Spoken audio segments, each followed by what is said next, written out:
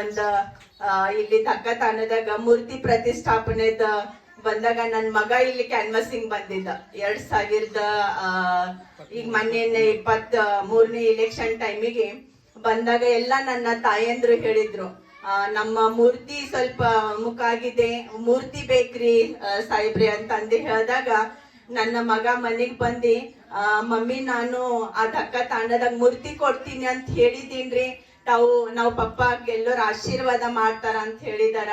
So ಆಶೀರ್ವಾದ, ತಾಯಿ ಆಶೀರ್ವಾದ ಆದ್ಮೇಲೆ ಅಲ್ಲಿ ನೀವು ಮೂರ್ತಿ ವೈದಿ ಪ್ರತಿಷ್ಠಾಪನೆ ಮಾಡ್ಬೇಕು ನೋಡ್ರಿ ಅಂತ ಹೇಳಿದಾಗ ನನಗ ಅದು ಮಾತ ತಲಿಯೊಳಗ ಇತ್ ಬಿಟ್ರಿ.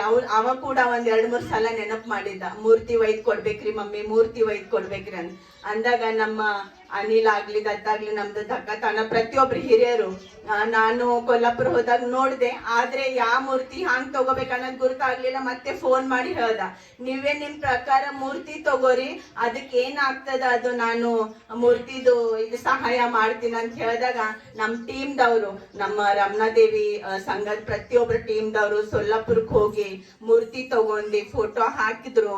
ಆ ಮೂರ್ತಿ ನೋಡಿದ್ರೆ ತಾಯಂದ್ರೆ ಎಷ್ಟೇ ಪ್ರಸನ್ನಮಯ ಅನಿಸ್ತದ ಹೇಳ್ರಿ, ಎಷ್ಟು ಸಾಕ್ಷಾತ್ ಭವಾನಿ ಅವತಾರ ಇಲ್ಲಿ ನಮ್ ತಾಂಡದಾಗ ಬಂದ್ ಕುಂತಂಗ ಅನ್ಸಿಗದ.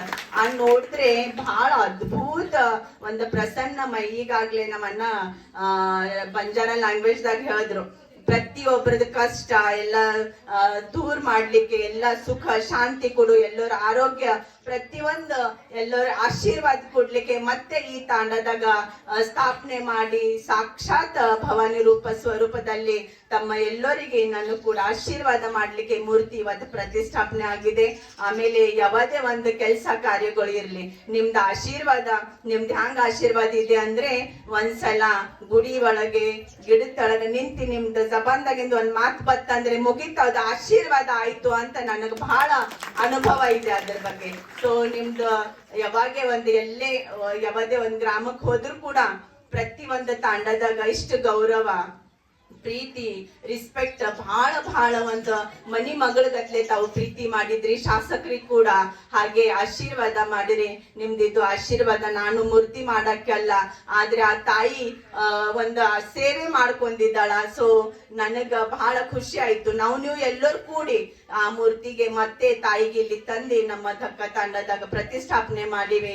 ಮತ್ತೆ ಮುಂದೆ ಬರ ಅಂತ ಪ್ರತಿ ವರ್ಷ ರೀತಿಯಲ್ಲಿ ಆಗಿಂದ ಪಲ್ಲಕ್ಕಿ ಉತ್ಸವ, ಜಾತ್ರಾ ಮಹೋತ್ಸವ, ಯಾಕಂದ್ರೆ ಇವತ್ತ ನಾಳೆ ಕೂಡ ರಮಣಾದೇವಿ ಮೇನ್ ಅಲ್ಲಿ ಜಾತ್ರಾ, ಅಲ್ಲಿ ನೀರಿನ ಕೂಡ ಎಲ್ಲ